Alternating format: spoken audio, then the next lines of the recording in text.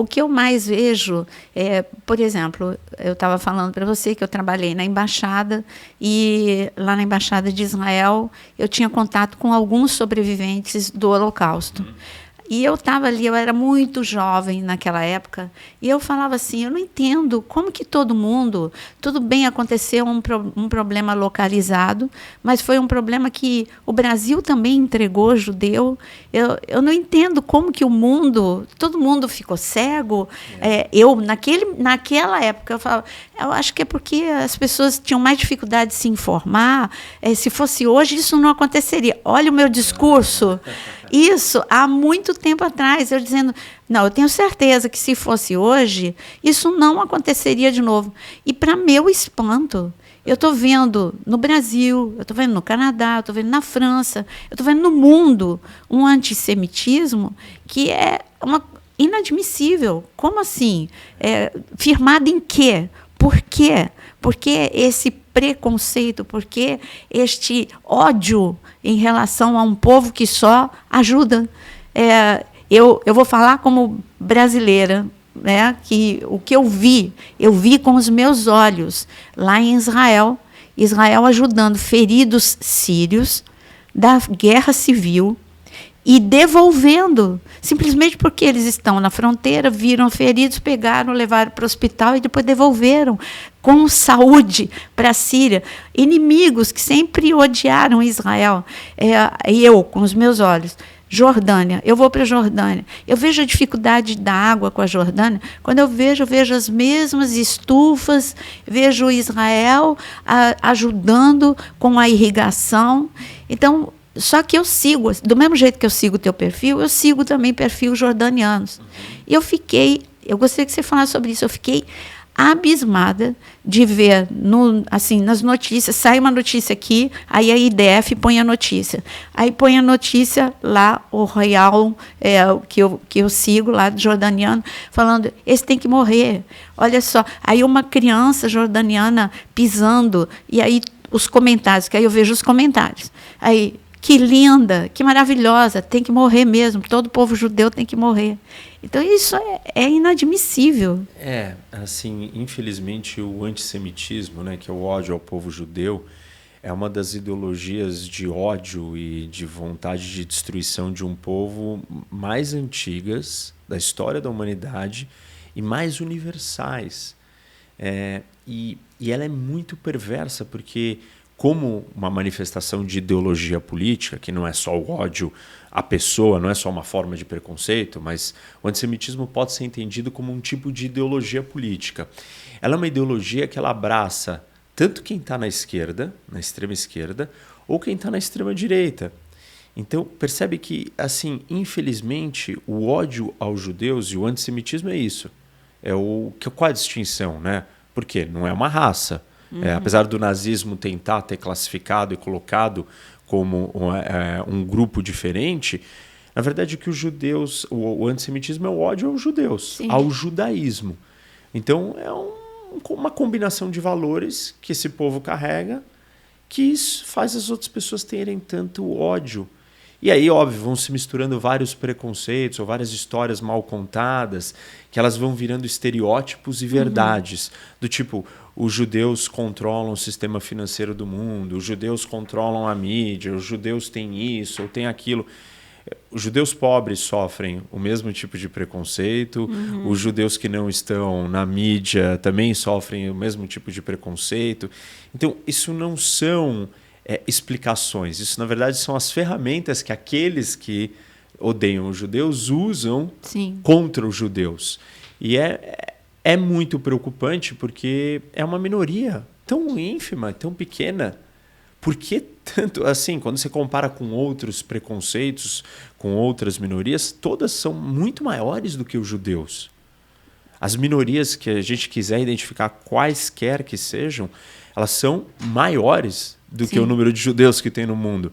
Então, por que um grupo tão pequeno incomoda? Incomoda tanto e causa tamanha ira e ódio? E assim, a história mostra que as expulsões, as perseguições, elas não aconteceram no Holocausto com o nazismo. elas aconteceram muito antes, em todos os lugares, em todos os tempos, em todos os continentes. Desde a Idade Média, né? Isso. Uma coisa desmedida. E antes da Idade Média mesmo, né? Quando a gente olha para a Antiguidade, Sim. no passado histórico, já existia essa perseguição. E isso é muito preocupante, porque junto com a perseguição aos judeus, pode ter certeza que coisa boa não vem. E não veio com o nazismo, e não veio com os pogroms na Rússia, e não veio com as perseguições aos judeus dentro da Europa. Porque é uma mentalidade pequena, é uma mentalidade preconceituosa, e é uma mentalidade autoritária e violenta. Sim, que outra nação passou por isso, né?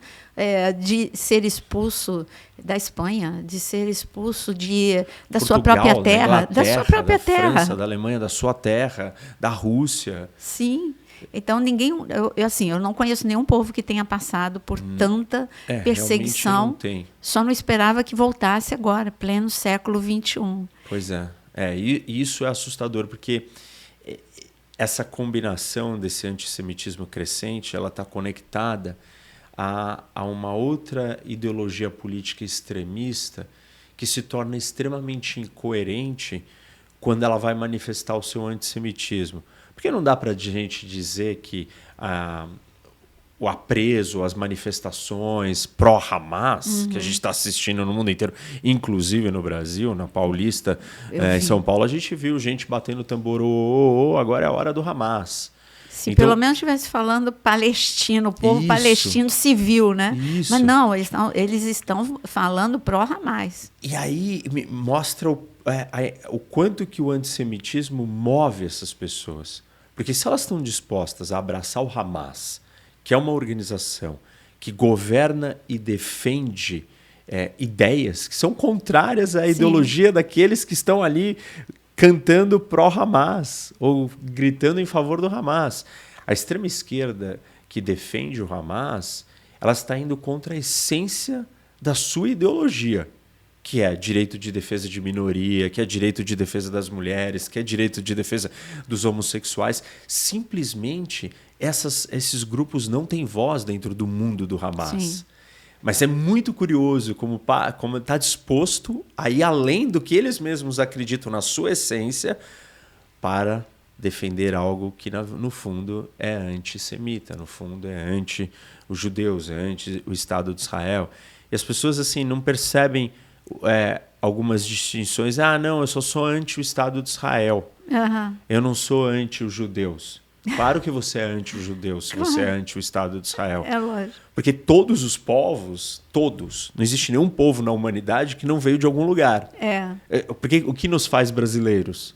O fato de termos nascido neste território, nesse lugar chamado Brasil. Sim. Então, todos os povos vêm de alguma terra.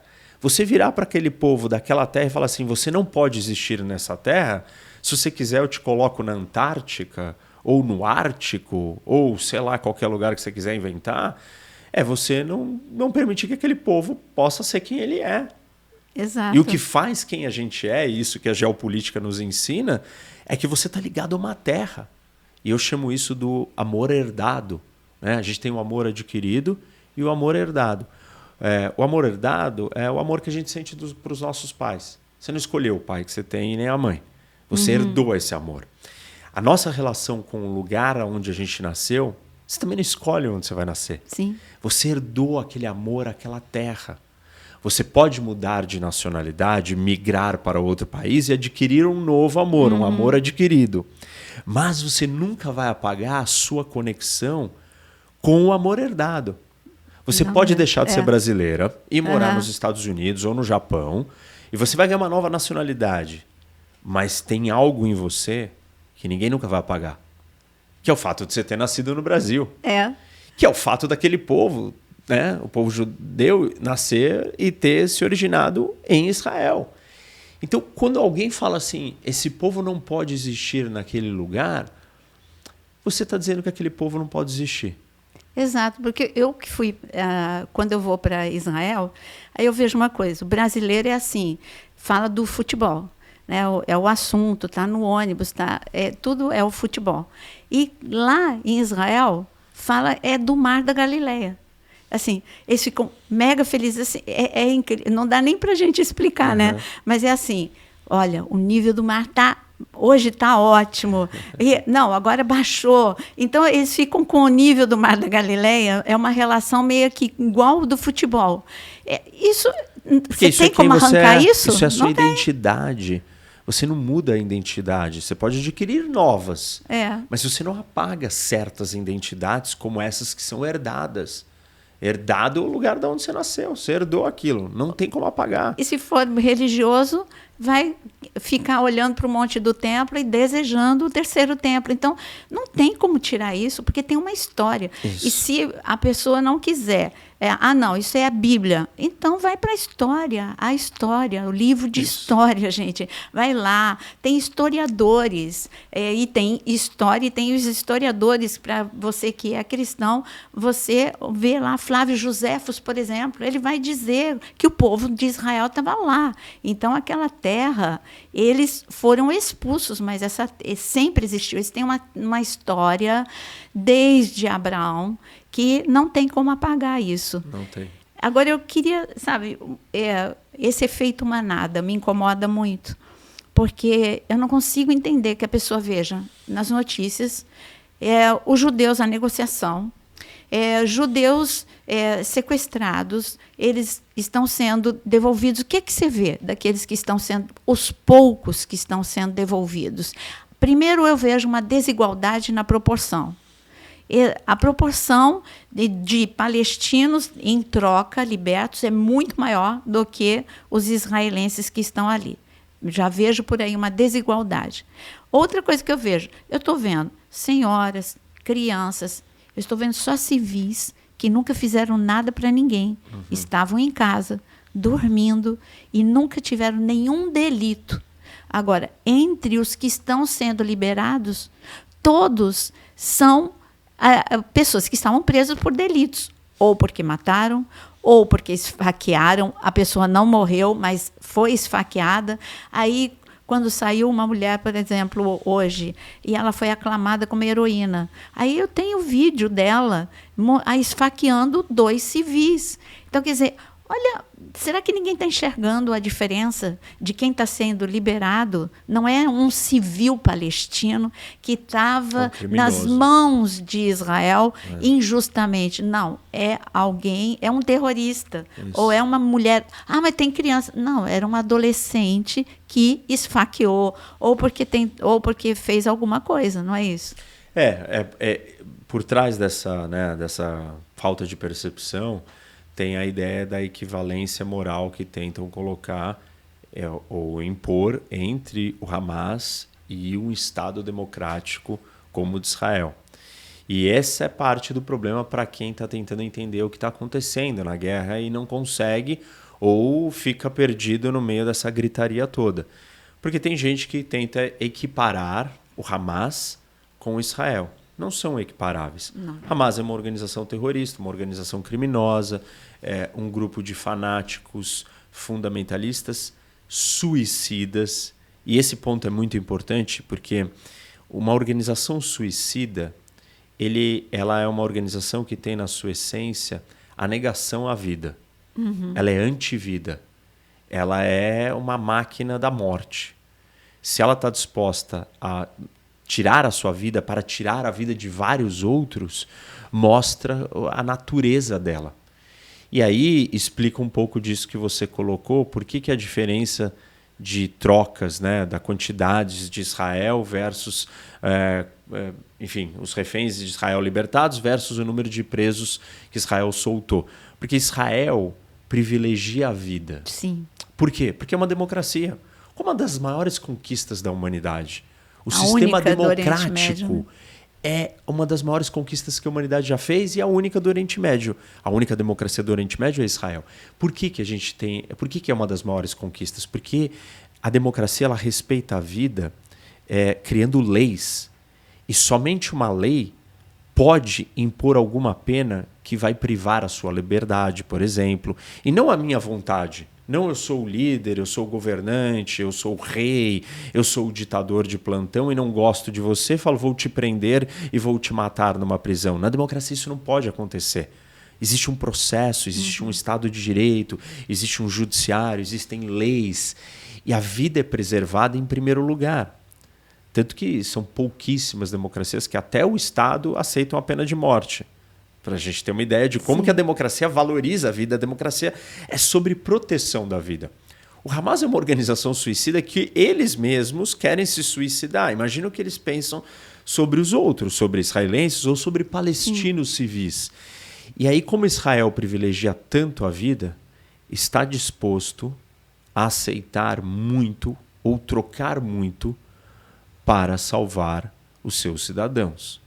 Então, quando o Hamas exige, eu quero a cada um refém israelense, eu quero 3 palestinos presos, Israel acaba cedendo. Sim. Porque Israel sabe que aquele que vai ser solto vale muito. Isso é uma diferença de mentalidade, de valores, de atitude, de importância. O que vale mais? A vida ou a morte? E para Israel está claro que é a vida. E quando Israel aceita essa negociação, né, de trocar 1 por 3, é porque Israel está falando assim, tá bom, já trocou 1 por 1027 em 2011. A história do Gilad Shalit, o soldado israelense que foi libertado pela troca de 1027 terroristas aí. Dessa vez, nem todos são terroristas, né? São criminosos, apoiadores. Sim. Mas Israel tem que fazer isso porque pensa diferente, porque vê o mundo diferente. Infelizmente, se você é refém de um criminoso, ele tem um poder de barganha para você que tem valores diferentes e que você está disposto a ceder porque você entende que, no final das contas, o que vale mais? Tirar aquelas 30 crianças e 20 mulheres que saíram até agora, porque a vida delas vai continuar. Talento e é pouco, né?